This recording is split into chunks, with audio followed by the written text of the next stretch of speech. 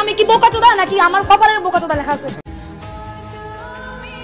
ঢাকা বিশ্ববিদ্যালয়ের শিক্ষার্থী বা কোটা আন্দোলনের সমন্বয়ক না হয়েও বর্তমানে সবার আলোচনার কেন্দ্রবিন্দুতে আছে ভাইরাল এই মেয়ে, যার নাম ফারজানা সিথি, যার হুঙ্কার শোনা গিয়েছিল সেই কোটা আন্দোলনের প্রথম দিক থেকে। এবার বের হলো সেই ফারজানার অজানা যত তথ্য।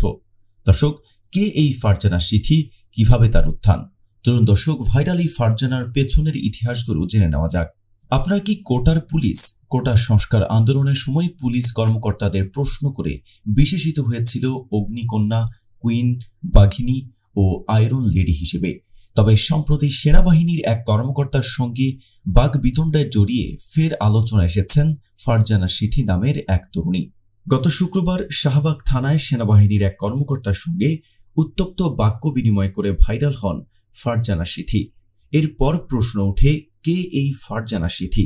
ফেসবুক প্রোফাইল থেকে জানা গেছে, ফারজানা সিথির বাড়ি যশোরে। তিনি আন্তর্জাতিক স্বেচ্ছাসেবী সংস্থা দ্য হাঙ্গার প্রজেক্ট বাংলাদেশের বরগুনা সদরের সাধারণ সম্পাদক।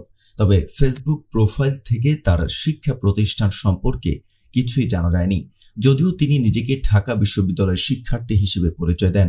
তবে তিনি government college of applied human science এর 2019-20 সেশনের শিক্ষার্থী। সামাজিক যোগাযোগ মাধ্যমে ফারজানা সিথিকে বৈষম্য বিরোধী আন্দোলনের সমন্বয়ক হিসেবে প্রচার করা হলেও 158 সদস্য বিশিষ্ট সমন্বয়ক তালিকার নাম পাওয়া যায়নি তার। এদিকে সেনা কর্মকর্তার সঙ্গে ফারজানার উগ্র আচরণের ভিডিও রীতিমতো ট্রল ও মিম ম্যাটেরিয়ালে পরিণত হয়েছে। তার এমন ঔদ্ধত্যপূর্ণ আচরণের সমালোচনা করতে দেখা যায় নেটিজেনদের। এরই মধ্যে সিথির ব্যক্তিগত জীবন নিয়েও শুরু হয়ে গেছে সমালোচনা। তার পোশাক, চলাফেরা ও জীবনযাপন নিয়ে করা হচ্ছে চুলচেরা বিশ্লেষণ। তার বিভিন্ন সময়ের ছবি ও ভিডিও ছড়িয়ে পড়েছে সামাজিক যোগাযোগ মাধ্যমে। বিভিন্ন নির্মাতা ও ফটোগ্রাফি হাউসের বিভিন্ন ফটোশুট ও ভিডিওগ্রাফিতে অংশ নিতে দেখা যায় ফারজানা সিথিকে। তবে এক ভিডিও বার্তায় সেনা কর্মকর্তার সঙ্গে অশোভন আচরণের জন্য ক্ষমা চেয়েছেন ফারজানা সিথি। তিনি বলেন, সবাইকে বলছি আমার ওই দিনের ব্যবহার নিয়ে খুবই দুঃখিত। এই রকম ব্যবহার আমার কোনোভাবেই করা উচিত হয়নি।